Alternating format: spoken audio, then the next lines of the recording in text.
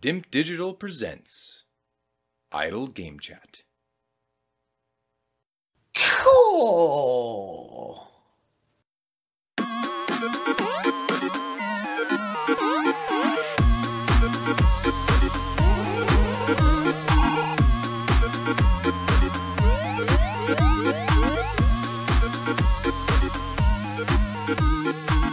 Hello apps here from Dimp Digital, welcome to Idle Game Chat. This is the weekly video games podcast where we give our impressions of the games that you can play today and react to the latest news from the wonderful world of video games. We're here every Monday on your favourite podcast app and YouTube, absolutely free. This week I'm joined once again by the hungover, tired, disgraced and dishonest Dimp Digital Gaming Quiz charlatan. It's Leshit. Tom Adkins, not Adcock. You look like one of those tarnish that open up Elden Ring, just sort of a withered soul. Poor boy. I really am. Yeah, I do feel like a little goblin that's going across the, what's it called? The Nether regions, is it? The Forgotten Lands? Yeah, that's it. Forgotten Lands, I think it is. But that is a real... Yeah, I feel like a creature.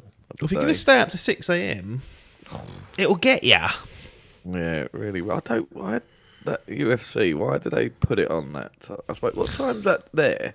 Is that like 10 to midnight? Or well, it depends, yeah. So I think, so obviously, the West Coast, it is earlier, later. Fuck, what way around is it? 7 hours, isn't they, I think? Yeah, so because it's in Vegas, it's actually a lot of the sports pretty well synchronized, but it's not early for even the East Coast boys, as far as I know. It's them, the West Coast guys. It's a bit decent time, but the cards, what they start 3 a.m. here. Yeah, 3 a.m. here, isn't it, for the prelims? Cool, and it's just downhill from there. Yeah.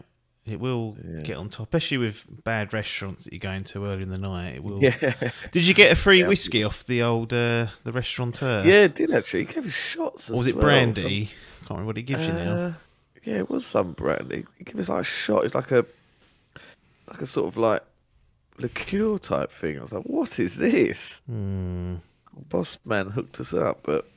I think he gives it to everyone. I don't know what he thinks he's playing. Oh, does he? Well, when I went in there with Biff, he did the same. We got some trash at the end. It sort of ruined the meal in a way. I was like, well, do we come back here if he's going to just feed us trash like that? Trash. But his favourite joint, but because you've gone quite a good while without having the old piss up, and then it's all crumbled off now. Crumbled down now. It's all fucking meltdown. Nearly got a clean quarter out of you. Okay, that's it. Yeah. I could go another 3 months. I ain't played anything recently, that's why. Well, get back involved, but there's been lots to play, but sometimes that's not a good thing. It just sort of freezes you. Too much.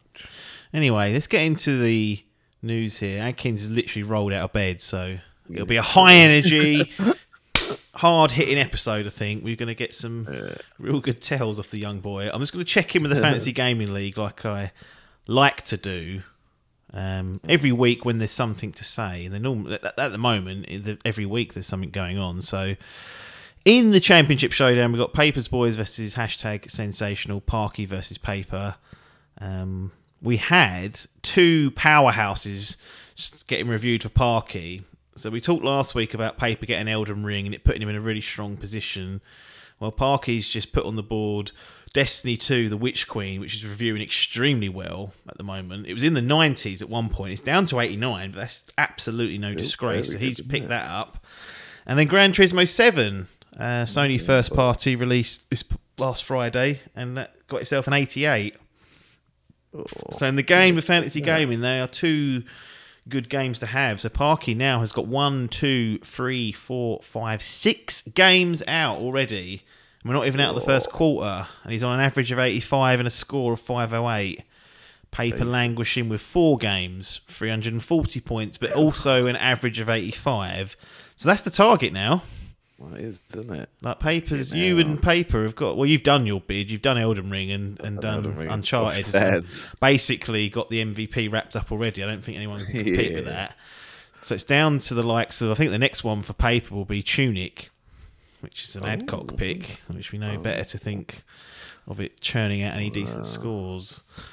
But 96. Yeah, that is. Well, Is that the one? It's like the little fox. It's like a Zelda that's type. it. That's it. Yeah. Keep hearing Zelda being chucked out about it. And I'm like, okay, well, it's not just keep saying silly things. Just wait till we see it. So that's I think it's an Xbox timed exclusive at least, but I'm not sure it's coming to Game Pass day and date. I've got a feeling it's like Death's Door where it's not there. Oh, is it? It'll Right. come, but not on the day. But you never know. Phil might pull out a fucking rabbit and it does come to that. But moving over to the Grand Prix, Gran Turismo pops in. Obviously, 4. Who got Gran Turismo? Actually, I think it may well have been Logan. Logan? Yeah, Logan got Gran Turismo. Hall got Destiny. The Witch Queen. Yeah. But he had that diabolical Life is Strange remaster collection, so that's sitting on a 63. That's undone that. But Hall has made the first transfer. Ooh. So he had Babylon's Fall in his team. Ooh. And that is at a 40 at the moment. Now, he transferred it out before the scores rolled in for Xenoblade Chronicles 3, which is in my view, it's about as good as a sub you can make. But he's lucky that he had the time to do that. But Babylon's Fall looking like an absolute howler from Platinum and Square Enix. I mean, what are they doing? What are Platinum just like the biggest? They're just so up and down. You had Astral Train. We've got Bayonetta supposed to be coming this year. Another game they're developing is supposed to be coming this year, and they've chucked out Babylon's Fall. And it's landing on a 40. Well. I don't know if they've done the replicant thing. I think they got handed over. They done Automata. That's another well thought of game. Right. Oof. What are these guys doing? Babylon. Get 40. Back to vengeance. Thought that is pure. Yeah, that ain't worth tosh, is it? Fucking piss poor that is from them. Really got to pull their heads out of their asses. Maybe it's because they're too focused on Bayonetta. I think, fuck, get this toilet out. Some people do say that there's an A team and then like a D team at Platinum. If you ain't got the A team working on it, you get this sort of wheeled out. Whereas Bayonetta, with Nintendo backing, Doug Bowser sitting there going, right, make sure that's fucking good. You could see that being worked on by the A team. But not good for Platinum. That's a real bomb for them. And Square Enix, I don't know what they just publish. They just publish such toots sometimes. We've already had the Avengers. And then we had Guardians of the Galaxy, which we'll talk about a bit later. They went, that didn't meet our sales expectations. Great game, but it was like, no, didn't sell enough. And then the inevitable happens and it goes on Game Pass. So we'll talk a little bit about that. But they're fucking backwards as well. Anyway, that's the little update there. Parky in a very strong position. You're in a good position, in fact. I am. I'm still undecided. I've got to make a transfer. There's been very large rumours of the Suicide Squad game being delayed. Yet we are yet to see official confirmation. So yes, the good thing is about that you got time. Yeah, that's true. We have got a couple of other transfer windows even after this March one. But yeah, that's a candidate, isn't it? Especially if it gets officially announced. What you don't want is it to be dragging on all year. Yeah, that would be a horrible. It was one Jason Schreier, I believe, that broke that is, and what we said in last week's pod, you mentioned that he doesn't get much wrong, so that's... He doesn't, unless he's talking about quest logs and Elden Ring. He gets everything else right. Anyway, let's get into the news. Now, we're not a political podcast. We don't talk about real world events at all, in fact. And in fact, sometimes we ignore stuff in the game industry that we just can't be bothered to deal with, because I think we both recognise we're not really equipped to do that, especially when there's hangovers. I mean, I've had a bottle and a half of wine as well. I didn't disclose that at the start of the episode, so I'm a bit amped up. However, real world events are bleeding quite consecutively into the gaming industry, and it's to do with Russia's invasion of Ukraine. So I just wanted to catch people up on what's happened. We're not going to talk about this every week, about every new outcome, but it felt appropriate just to at least speak on what's been happening in the game space. So and this is not an exhaustive list. I've seen other things going on in terms of not necessarily sanctions against Russia, but trying to cut that market out. So this is what we've got so far. CD Projekt Red have halted game sales in Russia and Belarus, so they're getting snarled up in it for assisting. Sony quietly pulled Gran Turismo 7 from the Russian release from the store there. Nintendo put the eShop in temporary maintenance and then blamed payment issues. So I don't know if that's them sort of doing it and saying, well, no, it's not because of that. It's them payment issues. But then I read this weekend that Visa and MasterCard are stopping transactions in Russia going on, so that's going to cause problems. Microsoft is suspending all sales of products and services in Russia, so that obviously includes Xbox as well. EA removed all Russian teams from FIFA 22 and NHL 22. I believe that's partly due to FIFA themselves bidding them off out of the competitions and out of the World Cup qualifiers, but still, that's the stand they've taken. Activision Blizzard, trying to get some good press, have cut off the Russian market. Bloober Team, a little indie studio, have pulled sales from Russia and Belarus. And then the big one for me was GSC Game World, and they are the guys that are developing Stalker. Now, yes. This has already been delayed until December, but I think with what I'm about to reveal here, you can expect that to not happen even in December, because they are based in Kiev, in Ukraine, and unsurprisingly have halted development of the game. They posted a YouTube video to kind of explain how the invasion has been affecting them and their employees. So this is a little video they put up. It had closed captions, so I just took a note of what was on there. So, quote, "The previous week, we were editing the video about our motion capture studio. We wanted to show how the cutscenes were created, how the time took to watch the videos, write the scripts, and speak with the actors. The previous week was ages ago. On the 24th of February, Russia declared war on Ukraine and sent rockets, tanks, and soldiers to our homeland. Our country is forced to fight for its existence again. This seems like the price of freedom. This video is our answer to the 'how are you guys' question. Now we are striving to help our employees and their families survive. The game development has shifted to the sidelines, but we will definitely continue after the victory. Glory to Ukraine.'" So that's that's a terrible situation to be in. And didn't really want to dwell on it too much. It's just unfortunate for everyone involved, really. I mean, GSC Game World, Attori's position, people of Ukraine in an awful position. And it reminded me actually of 4A Games, who developed the Metro games, Last Light, 2033 and Exodus, which I really enjoyed. They moved their headquarters in 2014 after the annexation of Crimea by Russia. So just to show, this sort of stuff's been brewing at least since 2014, 8 years ago. It's been longer than that. But after that, they moved their headquarters to Malta. Cool. Partly, well, yeah. I mean, we were going to go there for a piss up one year, but that's then COVID hit. But yeah, they partly was due to the European Union. It's easy to work their operations there, but undoubtedly the threat of a Russian invasion, which has come to fruition 8 years later, is why they moved that. But yeah, everyone knows the score. We all know what's going on there. But this is now bleeding into the industry that we cover on a weekly podcast. It felt like we should at least mention it. Not necessarily sit here and try and solve the world's problems, because we can't. So have Xbox? They haven't yet to stop everything. Like they can't cut down the service in Russia at all. I actually don't know. I mean, they've said they're going to stop selling products and services there, but I think they can. I think they could do that. They can just pull the plug on it. Yeah. If MasterCard and Visa can stop payments going through, then I believe that's what's happened. All sales are suspended.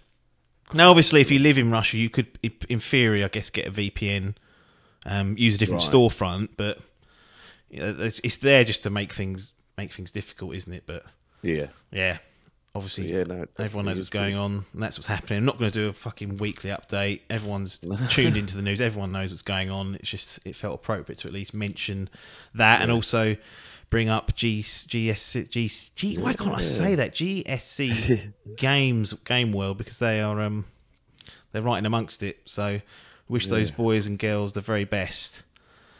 Moving on.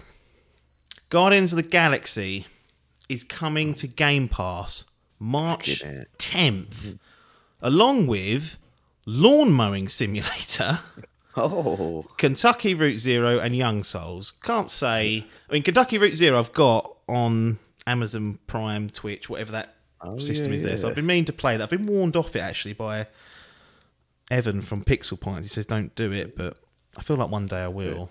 But Guardians of the Galaxy, a game that we both enjoyed on our PlayStation 5s. I borrowed it off yourself. Yep. Because you went out and made the purchase. But what do you think about this? Because this is we mentioned earlier Square Enix saying, wow, the sales were shit. And then Phil comes along and goes, there you go. There's a couple of quid. Want to bring it on here? Yeah, your sales are shit though, aren't they? So I'll give you a few $100,000 and you pop it on here and then everyone's gonna please. But what do you make of this? It's a third-party game. It's a big third-party game. Third-party game, yeah. But it hasn't had the profile, clearly, because we've been seeing the sales haven't been there. So, yeah. I think this is positive news. It is positive news. I think it's because of the backlash and the toiletness of fucking Avengers that people will just, tarnish that brush with it and just be going, right, this has got to be just another shit thing, but... Yeah. It couldn't be any further from the truth. That game is an incredible game. I'm glad it's going on there so more people get to play it because it is an incredible game. Yeah. One thing I am glad is that I managed to get it completely. It would piss me off even more if I'd bought the game, hadn't had it done, and then it come out on free. Like, fuck's sake. So luckily I got my hands washed with it. Got what I'd done before it comes to it. But still, again, that's... when did that come out? Was that October, November, was it? Yeah, so it's about, 6 months-ish. 6 months, yeah. That's 2 now that I've bought, this and Mass Effect Legendary Edition, and we're getting it 6 months down the line. Yeah. So these heavy hitters do come at the price of six months waiting, but no, I think it's a very smart move. Yeah, I was shocked to see that it didn't meet their expectations because it didn't. The build up to it, there wasn't great press towards it. So I would have thought that they sort of thought, it weren't going to do as well. Then obviously when it comes out to the reviews, the good reviews, thought that would have got a lot of people going out buying it. But maybe that Avengers game really did sting them a bit too much. And then funny, we all sat here last year, saw the trailers and went, that looks shit. Yeah, it looks the marketing was awful. I don't know what... Again, we talked a bit about Square Enix earlier with what's its name, Babylon's Fall. I mean, marketed poorly, didn't look like anything half good, and then the game shit as well. At least in this instance, I felt like, at least from my perspective, I was completely I was really surprised for it to be that as good as it was. Like a genuine, in my view, a Game of the Year contender. Like it earned its spot on our sort of nominations list, absolutely. But if you'd said to me before that game released, that'll be in that bracket, I'd have been like, no. Yeah, exactly. The trailer looks like it hasn't got the comedy right. The writing looks like shit. We have no idea what the gameplay is, etc., etc. And all those things ended up being untrue. And actually, the game was very good. I don't know what Square are playing at sometimes. They just seem to just blow it. Yeah, they do. Like you say, the whole marketing campaign was posh. So they got to play that little gameplay reveal they did. It's like, what is this?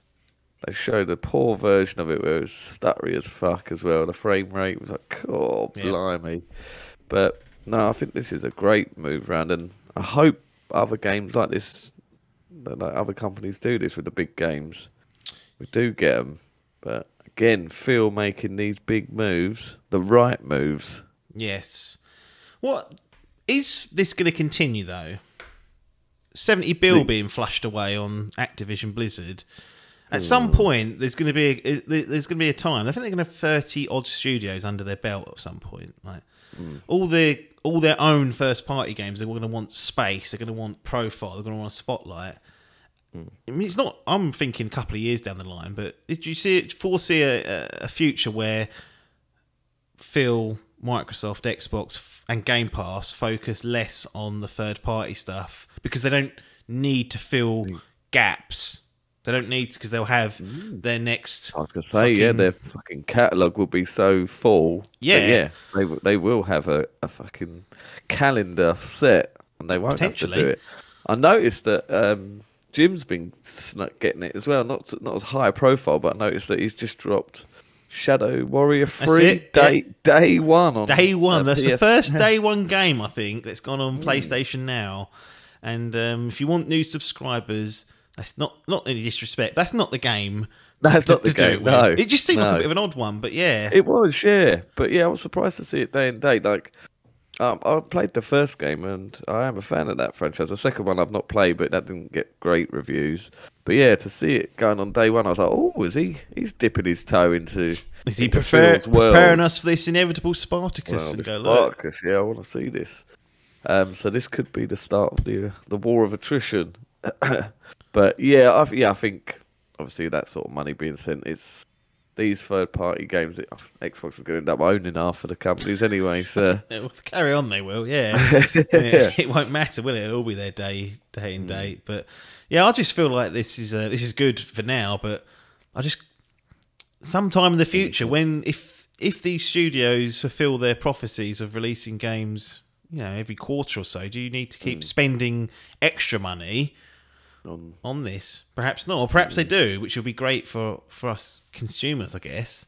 Yeah. Long term, I don't know what happens to the industry. Do we all just subscribe to stuff and never pay for it? Yeah. How's that sustainable?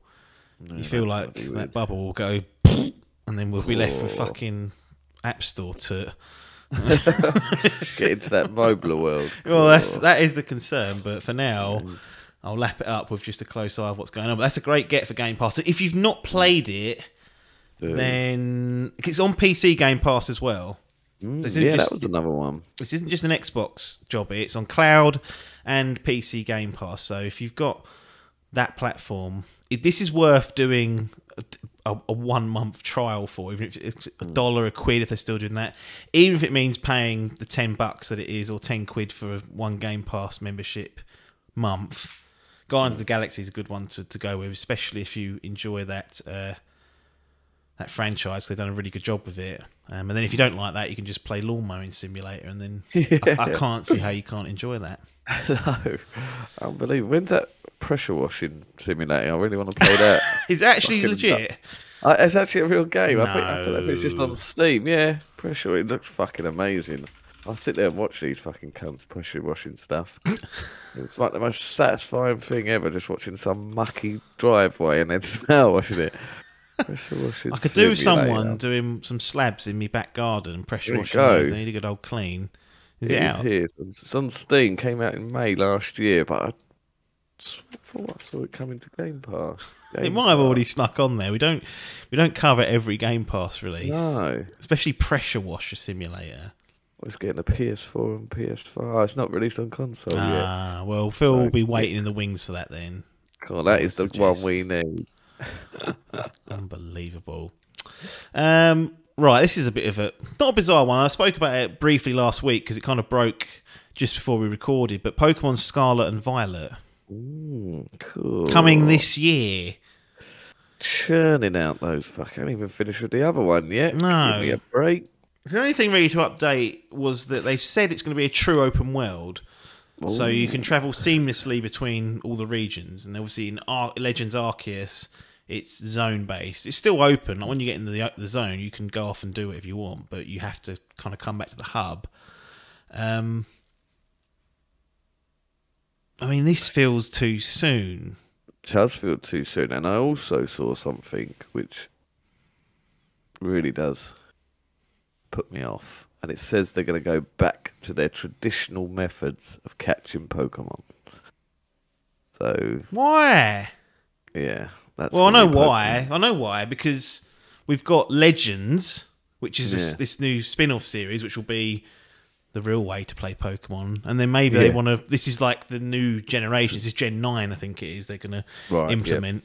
So this is like the next proper sort of game, right? And, yeah, I mean, that's a no-no for me. I mean, I don't know. What does that mean, then? You have to approach the Pokemon and initiate the battle. I can't just, sneak a little Pokeball in its head.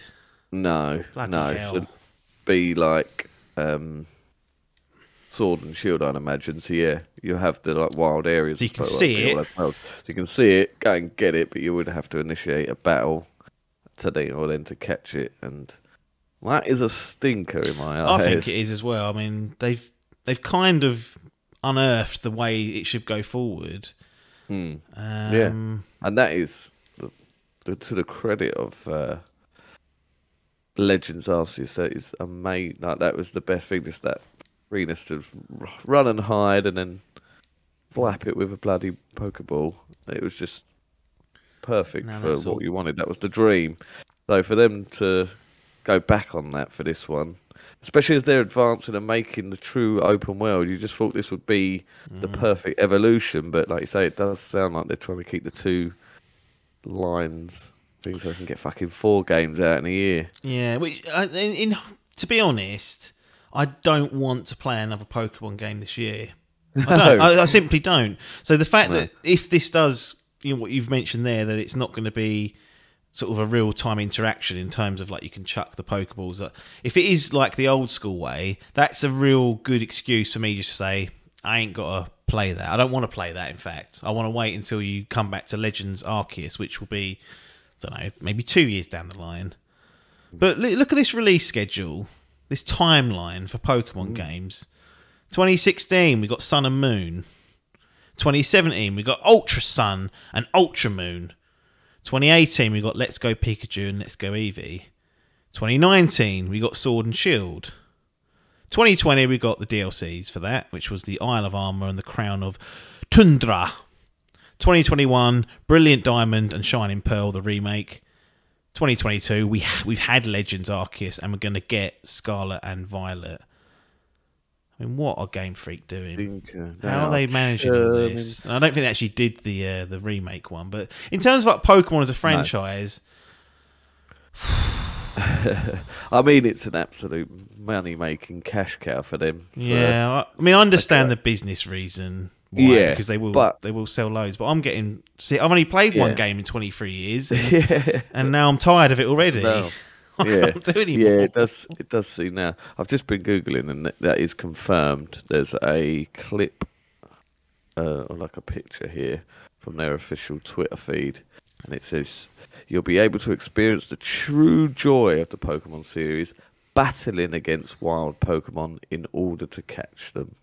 So, old ways of catching confirmed. But old ways of catching, am I right in saying you initiate the battle screen? The first thing you can do is you could throw a Pokeball at them and get them. You could, yeah. It's pretty much only like the first few. If they were under your level, you could catch them. And then it starts getting harder and harder. And by the end of like towards the sort of mid game to end game, you can't be doing that. You've got to get them down to red health. Jobby. And it used to fucking annoy me when you used to do that. And then you have a little sliver and you'd be like, right, I've got to get him down to that red. And then he'll go and you go, for fuck's sake, I've killed it. There's a Pokemon I had on Legends Arceus and it had an ability. I don't know, I think it was like Slash or something. And the damage wasn't as high, but it said in the comments, we'll never faint a Pokemon. It will take them down to 1. Right.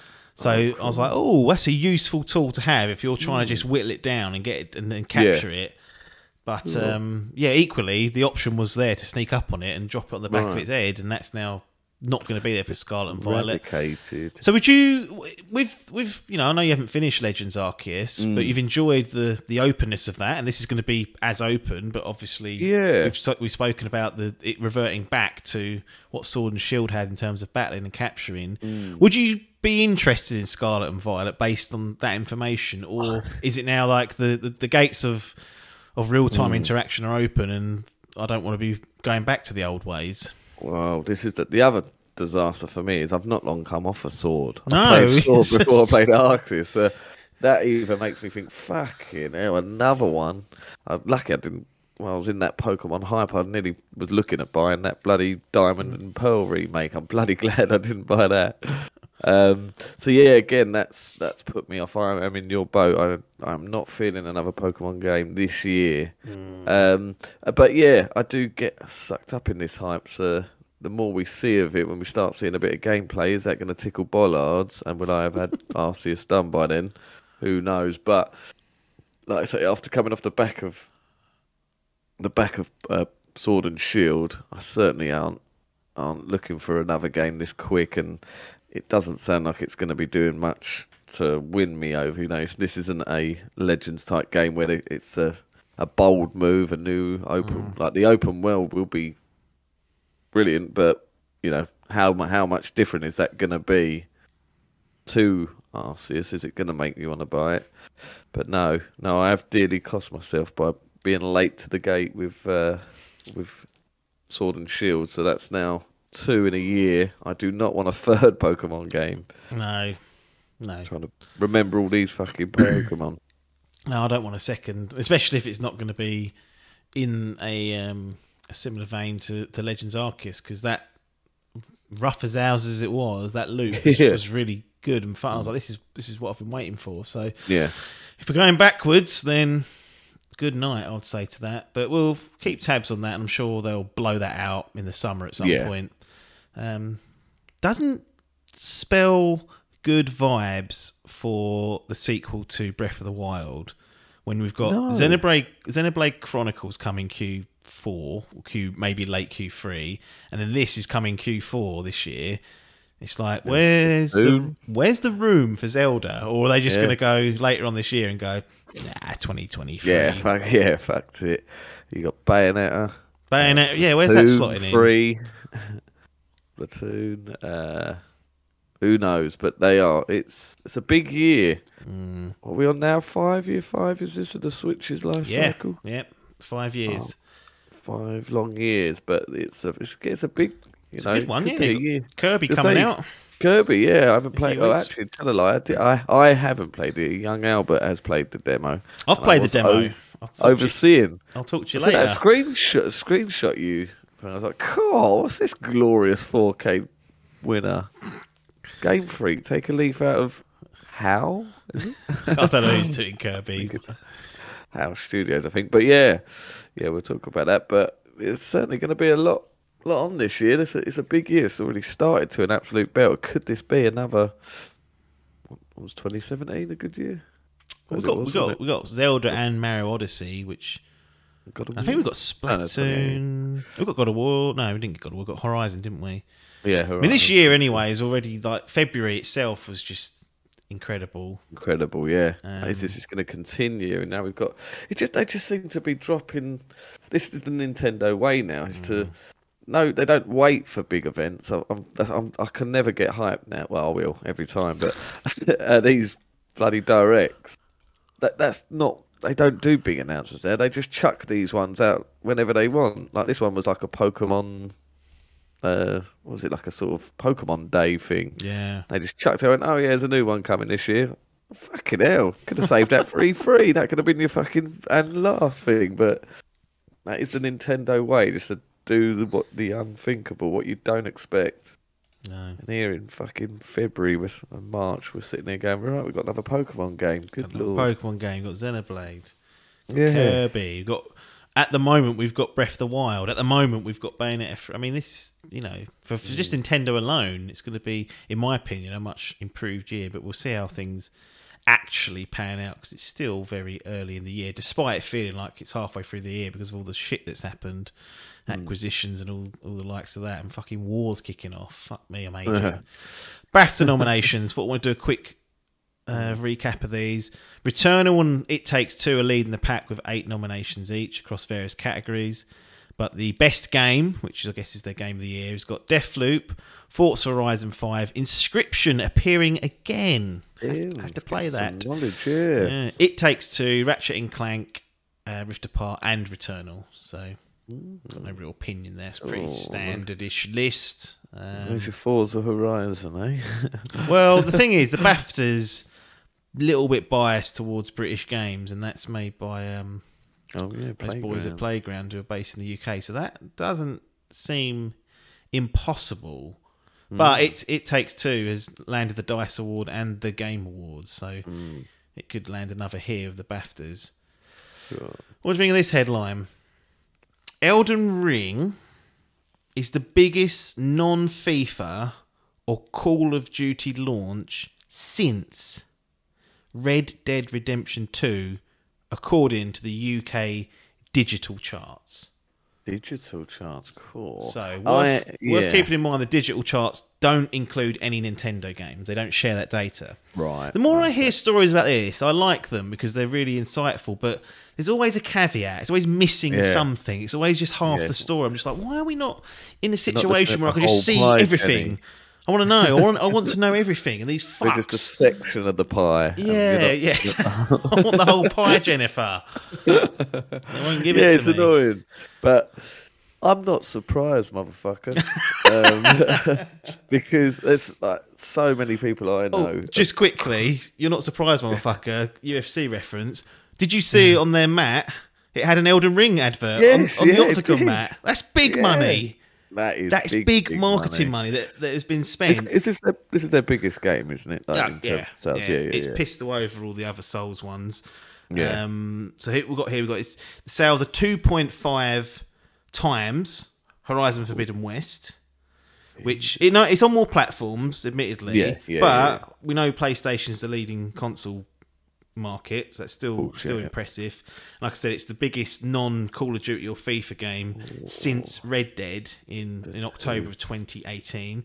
So it's bigger than Cyberpunk 2077, bigger than Assassin's Creed Valhalla, which both came out in 2020. This is also interesting. This is GSD's figures. The digital downloads, this is digital only, like I said, accounted for over 68% of Elden Ring sales. So most people going digital. Xbox and PC were the biggest digital platforms. Almost 85% of Elden Ring sales on Xbox were downloaded, and on PC it was 73%. That's insane, especially for the Xbox side. The PC, I mean, who the fuck buys physical, really? I mean, I know people do, but that's a very small minority. But for 85% of Elden Ring sales on Xbox to be digital, that's huge. Because PS5 and PS4, it's 50%. So it's still that even split. We've still got a battle going on there. It's insane. To think a single player, well, mostly single player game, and it's almost like 1 million concurrent players on Steam. Players, cool, for a single game. This is unbelievable. But like I say, I am not surprised.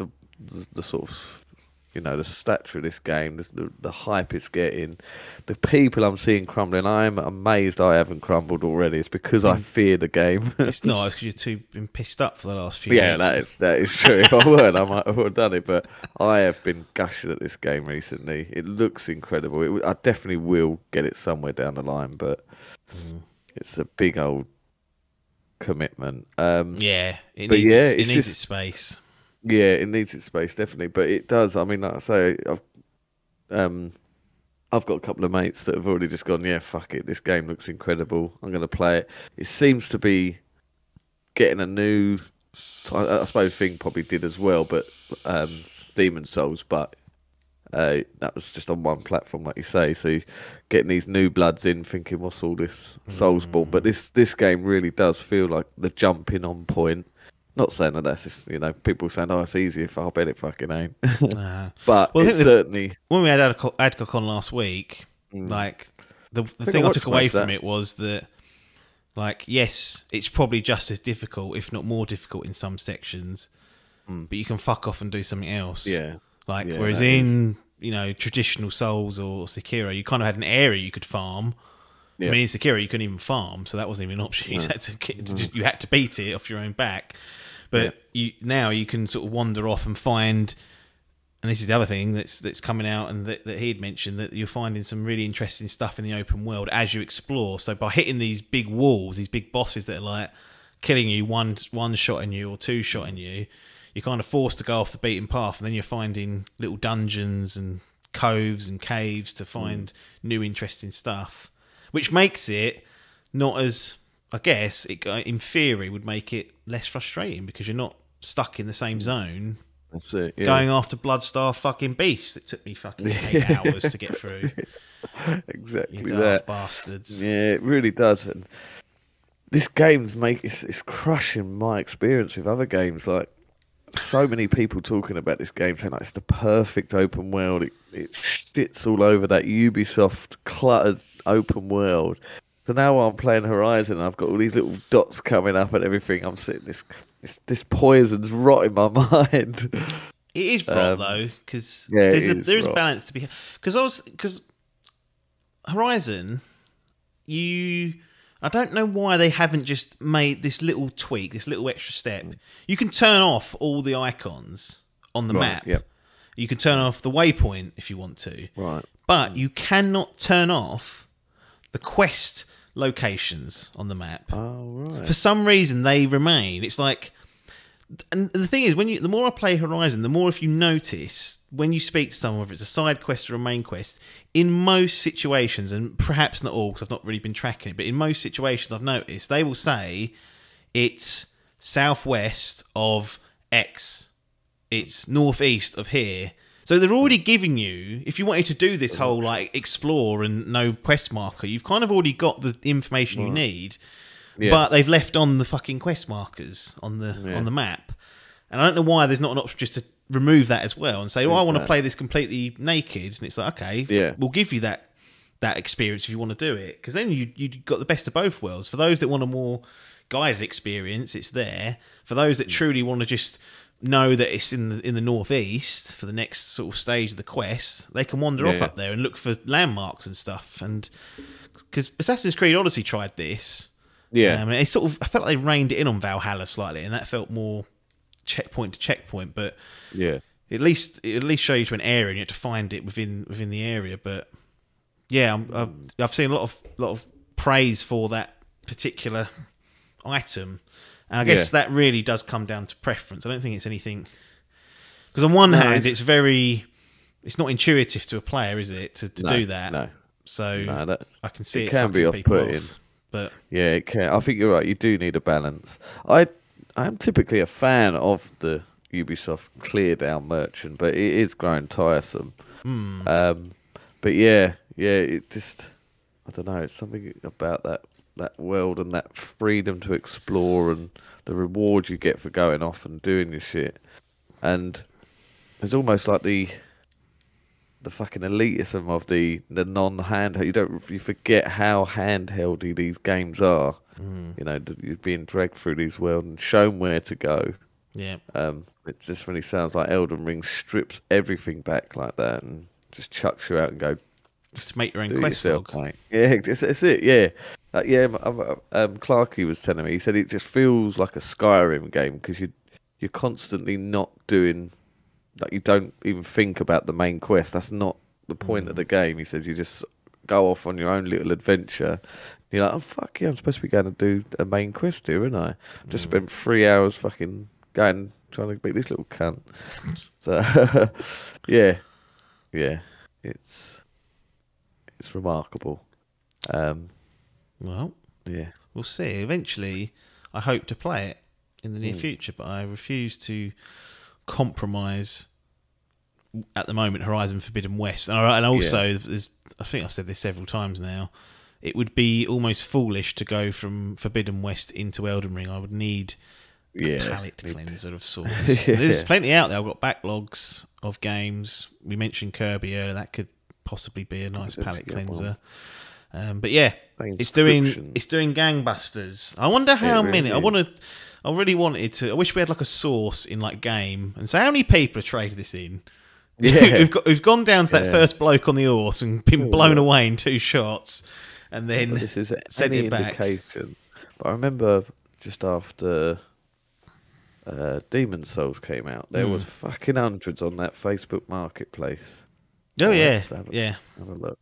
How many Elden Rings we got on here? I'm sure there'll be a few. Got Demon's Souls running riot, looking like the absolute bee's knees, and then Elden Ring looking like fucking 360 era game. Some people are saying, running like one. A few on there, but Cock will get annoyed. It'd definitely be interesting to see how many, because there's a lot of people picking it up.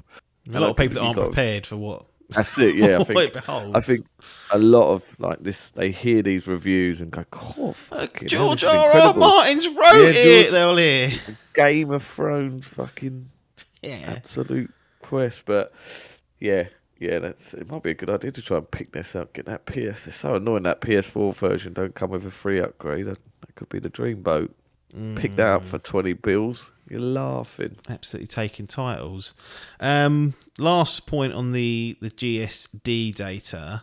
This is digital and physical numbers. This is like percentage of sales between the platforms. 32% were on PS5, 30% on PC, 29% on Xbox, 9% on the PS4. So it's pretty evenly split.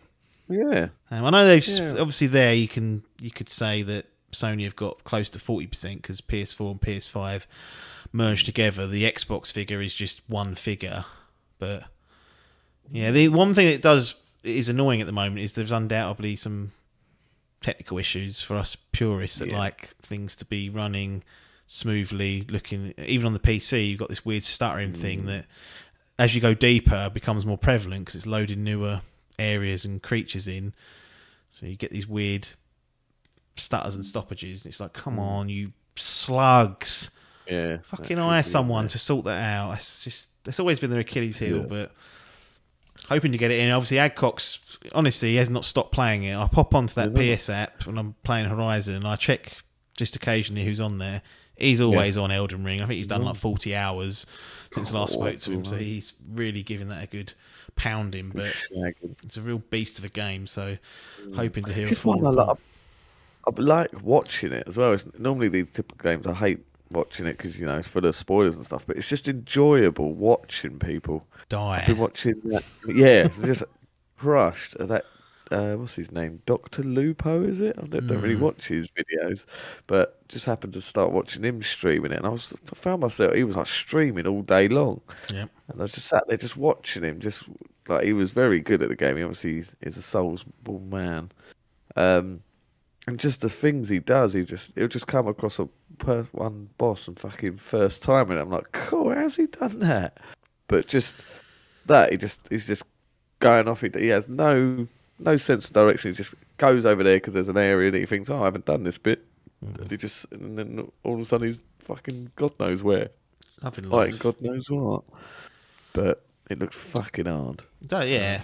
I mean, that's part of the game as well. Part of the game, isn't it? These barren wastelands getting best open world ever, and you're like, okay, go in here. We'll see for ourselves. Resident Evil 2, 3, and 7 are officially coming to PS5 and Xbox Series X and or S.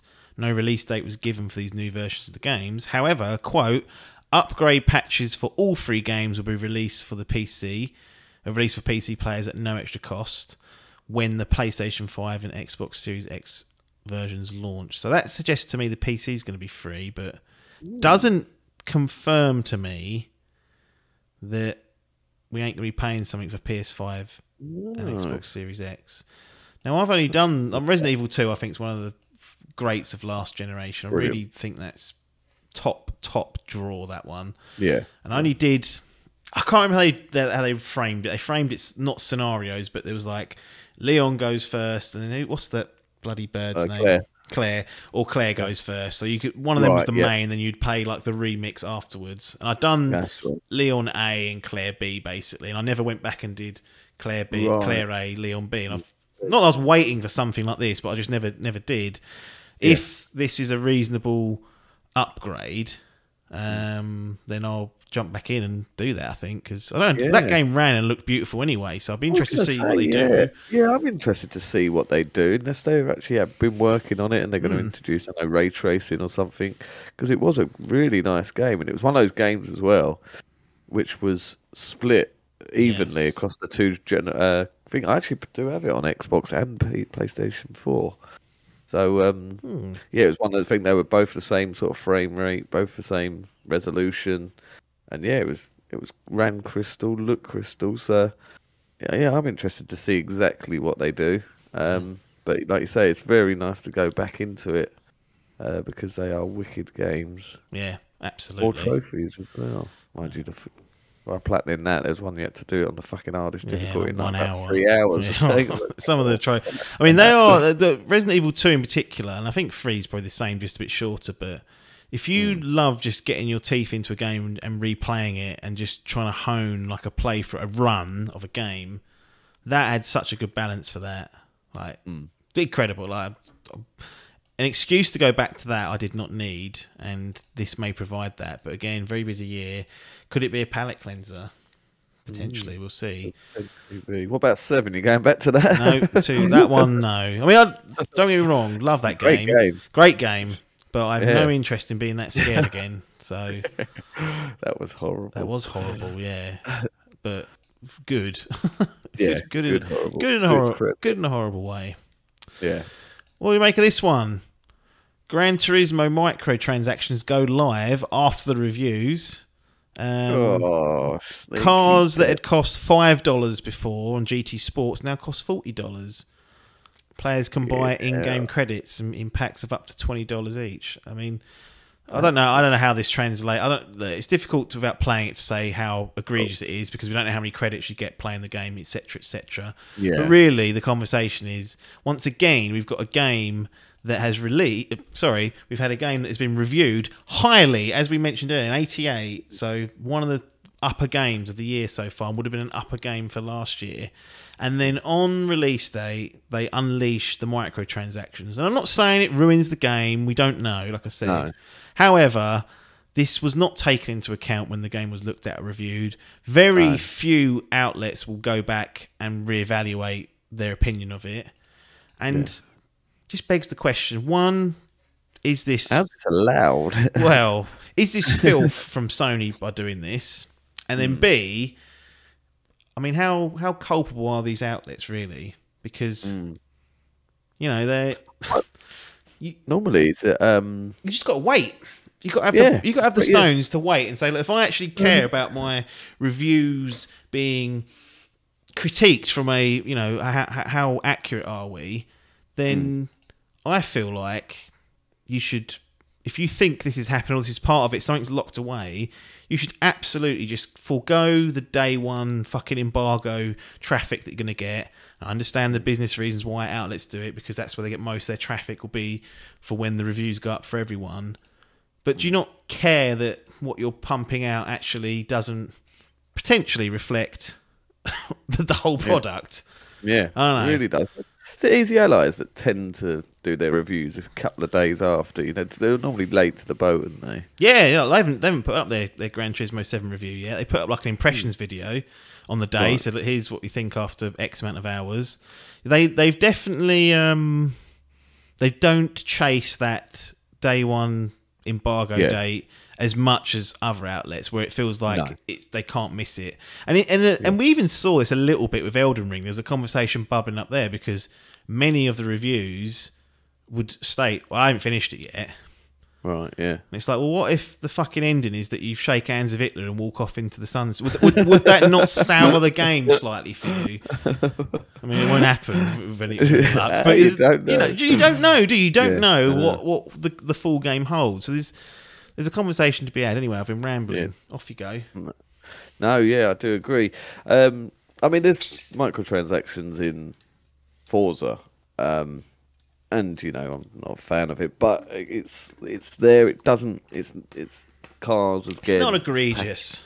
It's not egregious. It's not like you need to buy this car and this will piss. You'll be able to piss this easy.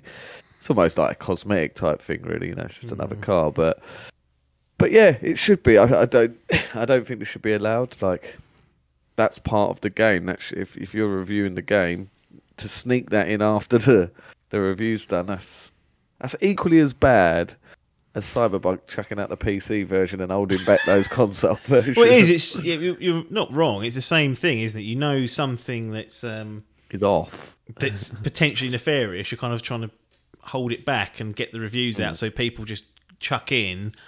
And then find out that I don't think this has happened, because we would have read about it by now, but they could have, if they wanted to, rebalance the game so that credits were hard to come by, so that it was trying to tempt people to buy and pay with real money. And the people that have reviewed it would be like, don't know, weren't there when I did it. Next, that is. Yeah, it is naughty. It is naughty, as Mr. Lapper said. It is naughty. I think it's naughty on all accounts. It is. If you want your reviews to be taken seriously, and then for you to sit there and vote at the Game Awards and all that shit, you should think about, is it worth getting on high horse here, but journalistic integrity. Like, Yes, yeah. let's Has this got you sniffing at these high reviews for the Grinch? not at 70 quid, Jim. Oh, yeah, forget about that. No, it's just no, not enough. Is it? Yeah, it's 70 bones because it's a fucking first party job, isn't it? And there's no sneaky upgrade to be getting Dirty off bastards. of a. So yeah, no, not really. I mean, if it comes cheap or if it arrives in a Spartacus package, maybe I'll play it. But take that bad boy. I know they're good because it kind of gives the console a good run out. But we've got so much like games that don't give the console run out that actually are just good games that I feel like I could just lean on those. But I know you're quite tempted by these racing games, these sim games that come along and offer graphical fidelity coming out of their arses. Gran Turismo was always the sort of like the tech demo of each console, wasn't it? I've had my fix now of racing game with Forza. I haven't really gone back to that, to be honest. But the price tag definitely puts me off. It's one that's not huge. I'm not a massive fan of these racing games, but I do I'll happily play them because they're a nice little brain. Like, you ain't got to think about anything while you're playing it. You just literally can just sit and rot. Yeah. When I'm in this current state I'm in right now, I could just sit there and I'd suggest you go to bed, but will be 100% happening. But yeah, so that price is absolutely ridiculous. But it'd be interesting. But that's the equivalent of fucking Street Fighter bringing out this 6 and going no fighter packs, and then day 3 after the fucking thing going fighter pack. There you go, boys. Deal with that. So that's piss poor from Polyphonic. Yeah, piss poor from Sony and Jim. Piss poor from Polyphonic. Polyphonic, what you doing, Stillman? Yeah, old Salmon. Chocobo GP, the real racer. Well, you ain't wrong there, not wrong. Well, but then again, given that Square Enix are going to be involved, I wouldn't be surprised that there's fucking microtransactions up your arse for that. So you got to be careful. Right, main event. Ooh. Kirby. Cool. The last of Kirby. The Forgotten what? What's it called? The Forgotten Land. The Forgotten Land. I've played the demo. Oh, meaty, wasn't it? Gone out and played. Was it an hour or so. I could have gone through it quicker probably, but yeah, Kirby and the Forgotten Land. Sorry, and the Forgotten Land. So Nintendo, I like it when they do these little, especially for stuff like Kirby. I'm not really sure. I don't. There's every chance. It's just a pink blob. There's every chance it could be poor, but I thought I'll give this a go. And I mentioned, I can't know if I mentioned this before, but when I went to the boys' first ever parents' evening, the teacher said to me, she's like, he's obsessed with this little thing called Kirby. What's a Kirby? I was like, God, don't you know? He eats cars now, you see. Yeah, it's not one of those household names, old Kirby. No. But I played for the demo twice, in fact, because there's 2 difficulties. So here's what you get. You get 3 stages in the demo. You get one called Point of Arrival, which is basically a tutorial level, learning how to suck things up and spit them out and hover and all that stuff. Dirty git. Then you got Downtown Grassland, which is like a standard level. And then the Brawl at the Mall, which is a boss level. Take on this big fucking monkey stroke ape / chimpanzee, don't know what it is, a primate of sorts. And you got 2 difficulty modes. You got Spring Breeze mode, which is what it defaults to, like when you load up that menu. And then you got Wild mode. Essentially, one of them you have much less life, do less damage, take more damage, but you get more stars per activity. So when you kill something, you get stars, which is like a currency, I guess. Spring Breeze mode, easier, less stars. And there are collectibles that it looks like are only available in the Wild mode. Start of things, but you can go back and just replay a stage and keep your running total style. So you could do the Spring Breeze to start with, and then go back into the Wild mode and clean up on the collectibles. So the first thing that it surprised me slightly, maybe I should have been paying more attention to the trailers and whatnot, is that it's not fully. How am I going to word this? It's 3D, but the camera's not 3D.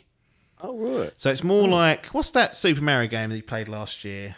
with 3D land, was it? with Bowser's Fury. Yeah, So you 3D. So you had Bowser's Fury, which 3D was World, was it? yeah, I think yeah. 3D World. Yeah, Bowser's Yeah, Fury, let's which go had with the full 3D camera, Yeah, didn't it was. That was it. That's correct. Yeah, it was. Yeah, 3 is almost essentially a 2.5. Kind of, yeah. I mean, it's in a 3D world, but you can pan the camera from side to side, but you can't swing around or anything. And I was a bit like, oh, okay. For some reason, I thought this was I assumed a big, full 3D camera. So you're kind of you're at the mercy of the perspective that it's going to give you. But I was pleasantly surprised of how it played. It wasn't the how was the graphics compared to that Pokemon? Oh, much better than that. Yeah, it looked like a game that was made this decade, so it was it wasn't even close in terms of that screenshot you put in the group. I was like, cool, what's that? Yeah, it looks pretty good. I played through each of the stages and done them also on the wild mode as well. And there's some interesting sort of tidbits that I was able to sort of glean from this. You can, throughout the game, it looks like you can take hold of and pick up what they call blueprints, and you can use them to evolve the standard sort of abilities that you can inhale from people. So one of them is like a standard sword. Like you hail the bloke the sword, you get the sword.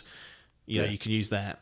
Now, what they're saying in this one is that you can upgrade that power or that ability, so it hits harder, it hits longer, etc., etc. Yeah, I mean, one of them it was showing a little tray at the end. There's one where you can like fly as like a dragon. Oh, blimey. You look like a little summon almost, but you take part of the dragon. So they're doing some nice things around the upgrades in terms of the abilities, and obviously the main thing about Kirby is you can inhale the abilities and start to use them. So that's good. The main the main crux of the game is that you get sucked through a fucking vortex portal, which surprise surprise sounds like Pokemon again, and then you land in this new world, which I don't know if it is Earth, but it looks like Earth has been fucked up. It looks like Putin's had his way and everyone's died out. And it's been left to rot, and everything's grown back like The Last of Us. There's cars, there's vending machines, traffic cones. This is all stuff that I would associate with Earth rather than a random planet.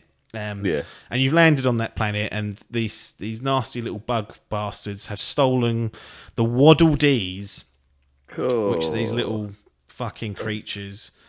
You've got a little fella that comes along with you that you kind of bump into early on called Ethelyn. And he's some soppy cunt with big ears, and that's like your little mate. Salmon is asking, is the co-op more than 2-player? I think it's 2-player only. When I went onto that screen, I didn't actually sanction it and put it on, but it was only going to offer me for the one Joy-Con. So I think so. And basically, another player just plays as a sort of a copier of Kirby. In the way that works.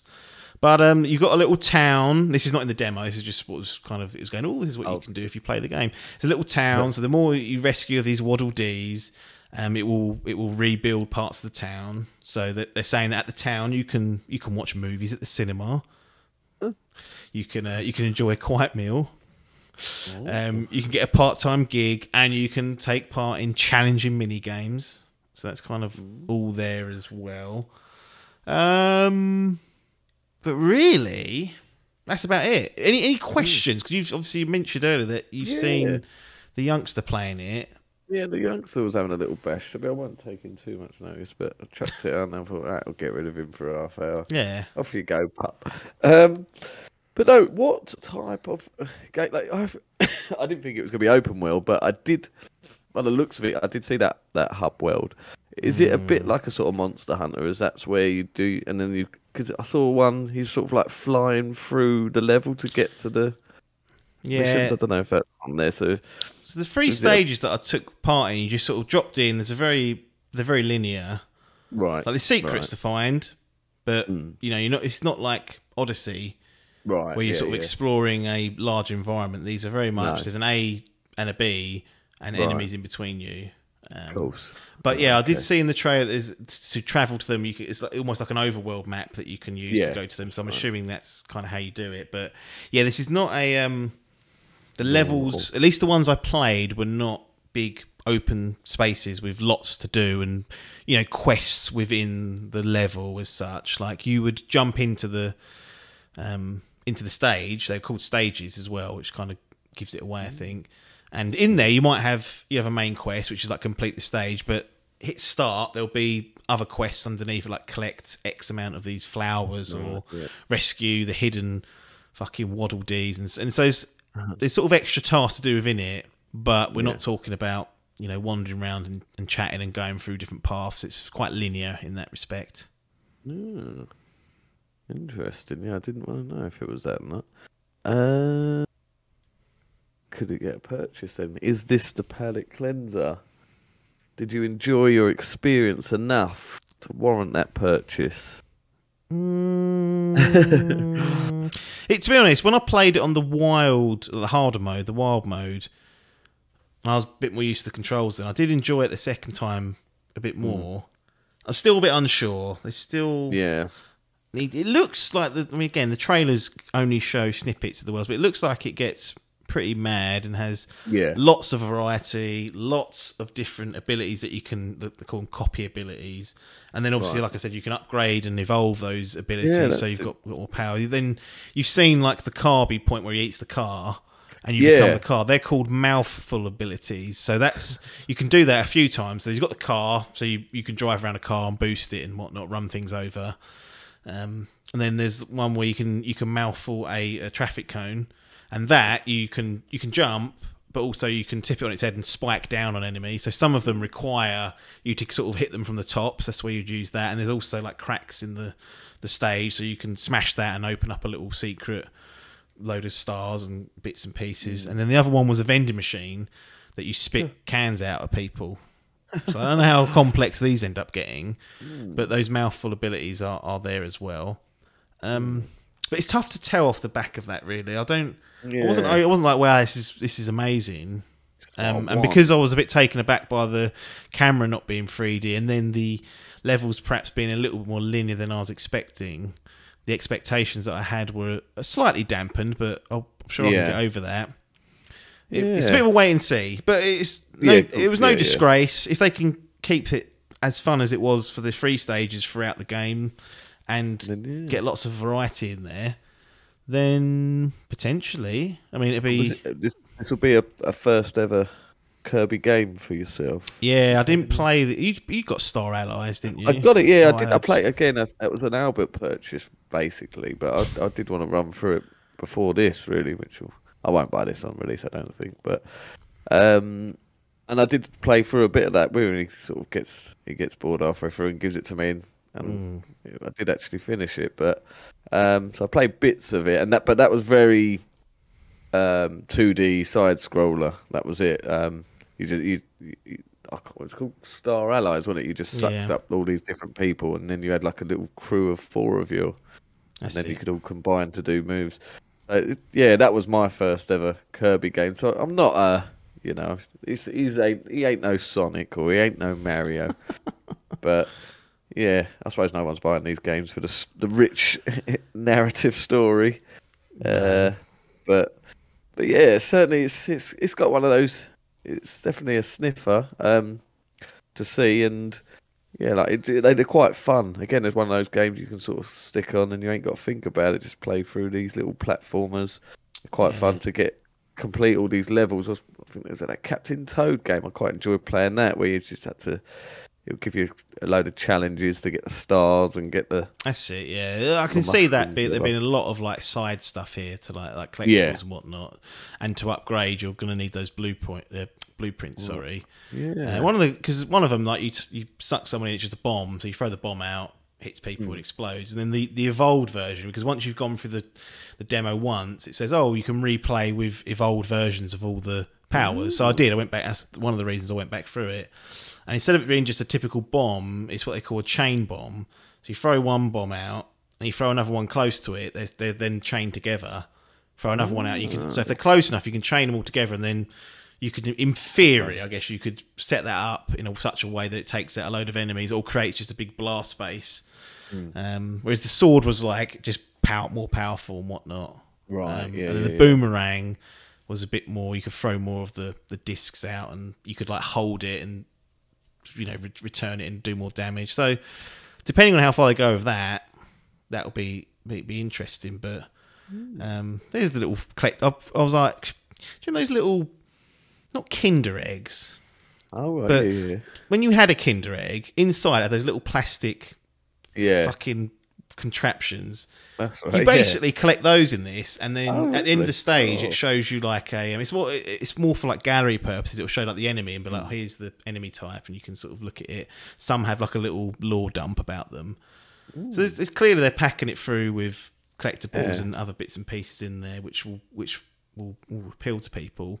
But I'm kind of about where I was before I'd played it. I haven't gone far up or far down. Maybe a little bit down, but then I'll think when I've got over the fact that it's not, the full 3D camera and whatnot, I'll be back to where I was. So it's still a wait and see for me, but you can get through both the run throughs in about an hour if you just hammer through. So again, if you're interested, get on that eShop.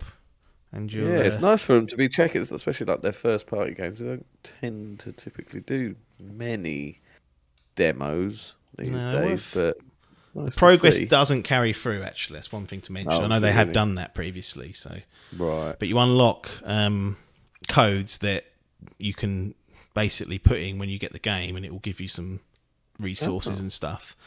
I don't think they're anything unique. Like the code that come through was like complete, and I was like, well, anyone could just put that on the internet and use that. That's not a unique code. I thought it was going to unlock something, but it's more like, oh, here's a code. It's like, well, that'll be on the internet for people just to use that. So I won't go for it to play that. But no, eyes are on the Forgotten Land, because we're only a few weeks away, 25th of March 2022. So a couple of weeks away. But there's a demo there for those that want to go through it. But I think for this week, we'll let you go back to bed, Adkins. Oh, get me back to bed. I am starting to flag. Poor boy. Thanks for jumping. Well, I'll say thanks. It was an hour late, so you cost me time. An hour late. Yeah, lucky I woke up. I rang you. Did you? Oh yeah, you did have a missed call. Cool. That was on the old. Good. That was on the what's name, wasn't it? The old Discord. Discord, right? Yeah. My view is, as long as I know what's going on, I can deal with it. And I was like, I know he's hungover today, so I might have to try and get on his case. But he just woke up naturally by the sounds of things. Just went, ooh. Hungover lappers. He's not. This boy doesn't get ill. He just gets hungover. Poor bastard. Unbelievable. But let you go back to bed. Everyone that's tuned in, obviously, thanks for getting this far. We appreciate your support. And if you want to spread the good word, then you can leave us a review. You can like the video if you're on YouTube, or you can support us on patreon.com/Dimp Digital, or on twitch.tv/Dimp Digital. Grassroots, fully independent outfit bumbling their way through the gaming space, trying to tiptoe over fucking wars and stuff in the early parts of the episodes. We try and do our best, but we thank you for your kindness and support. But there's nothing more for us to say here, though, other than thanks for your time and ta-da.